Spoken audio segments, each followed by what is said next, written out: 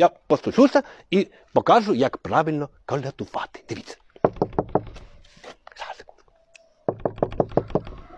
Хто там? Я Андрій Поробій, доброго дня.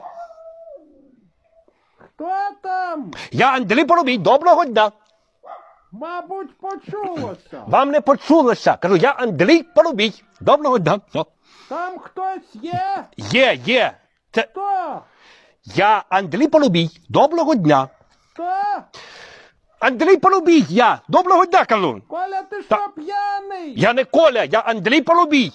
Вообще ні слова не понятно. Говориш, як той, що в Раді був. Не помню, як... Я Андрій Поробій. О, точно, як ото Поробій Та говорить. це я і є. Я кажу, коротше, можна вас, я прийшов до вас колядувати, можна? Що? Колядувати. Коля, кажи громче, я не чую. Та це не Коля. Це не Коля? Ні. А хто це? Кажу, прийшов до вас заколядувати. Заколдувати? Та не заколдувати, а заколядувати прийшов, заколядувати. Можна? Колядувати, можна вас? Давай, колядуй. Якщо можна. Колядуй. Ну, що? Вітас, показую. Колядниця, добра з маком поляниця, а без маку не така. Дайте діду пирога, а ви діду гроші, будете хороші. Ну, ти колядувати будеш? Так я вже. Можу ще раз. Колядниця, добра з маком поляниця, а без маку не така. Дайте діду пирога, а ви діду гроші, будете хороші. Коляден, я у батька йден, по коліну кружок, а ви діду гроші, будете хороші. Ну як?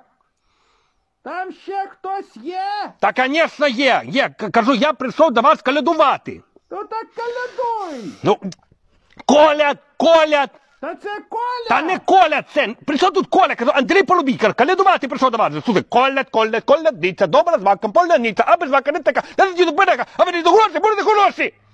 Якщо не дасте гроші, все одно будете хороші. Ну як вам? Нормально заколебали? Заколебал не то слово. Що ти хочеш? Ну, ви мені щось за це дасте? Ще візьму лопату, по спині тобі дам. Друзі, я вибачаюся. Наша авторська програма підходить до кінця. В слідуючий раз я розкажу вам, як правильно щедрувати, як правильно посівати. А ну, стой, кажу тобі!